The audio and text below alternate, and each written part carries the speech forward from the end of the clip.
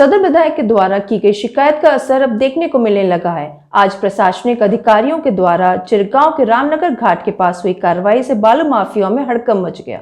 बालू, मिट्टी, गिट्टी सहित कई खनिजों को मानकों की धज्जियां उड़ाकर लूटा जा रहा है। इसके अलावा माफिया बड़े बड़े वाहनों से इन कार्यों को अंजाम दे रहे हैं। बीते दिनों सदर विधायक ने एक शिकायती पत्र मुख्यमंत्री योगी आदित्यनाथ को भेजा था, जिसमें उन्होंने बताया था कि झांसी जिले के कुछ माफिया भाजपा के नेता बनकर बालू का अवैध खनन व परिवहन कर रहे हैं।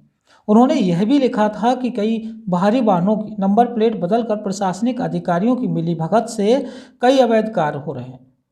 उन्होंने बताया था कि ट्रक और डंपरों में फर्जी स्कूटर और पुरानी कारों तक की नंबर प्लेट लगाकर परिवहन किया जा रहा है। जब इस शिकायत को गंभीरता से योगी सरकार ने लिया तो माफियाओं पर अब शिकंजा कसने का काम भी शुरू हो गया है, जिसकी बानगी आज झांसी कानपुर हाईवे पर देखने को मिली। आज झांसी से चिरगांव के मध्य प्रशासनिक अमले ने चेकिंग अभियान चलाकर करीब 10 ट्रकों व डंपरों को कब्जे में लेकर कार्रवाई की है।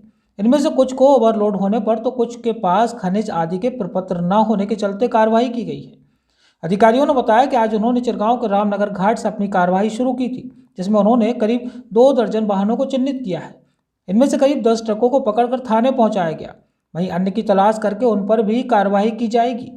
ज्वाइंट मजिस्ट्रेट ने बताया कि इनमें से ज़्यादातर वाहनों के पास रॉयल्टी के प्रपत्र ही नहीं थे, जबकि कुछ के पास पुराने कागज थे। इसके अलावा कुछ ट्रकों के नंबरों को जानबूझकर मिटाया गया था ताकि उन पर कार्रवाई ना हो पाए।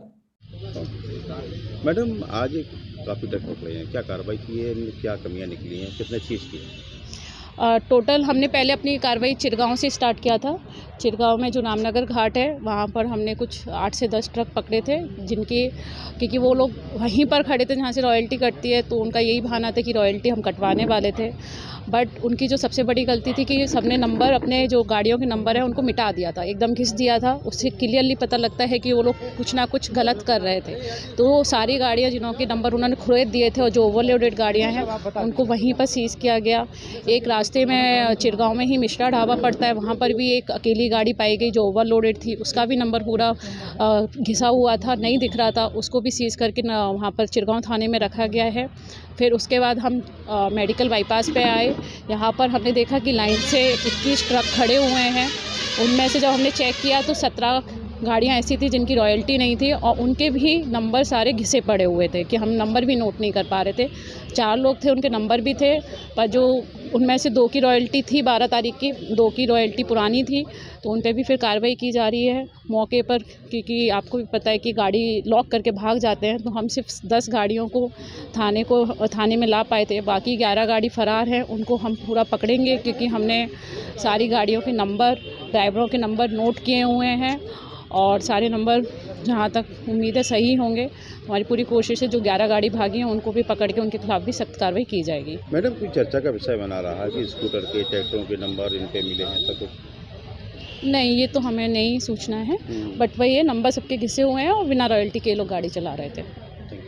Thank you. इस बड़ी कार्रवाई से जिले के माफियाओं में हड़कंप मच गया है। वहीं चेकिंग अभियान ज्वाइंट मजिस्ट्रेट निधि अग्रवाल के नेतृत्व में चलाया गया, जिसमें खनिज अधिकारी व परिवहन विभाग के अधिकारी भी मौजूद रहे। बताया जा रहा है कि बालू माफियाओं और ओवरलोडिंग के खिलाफ यह कार्रवाई अब निरंतर जारी रहेगी। झांसी से रवि परिहार की रिपोर्ट।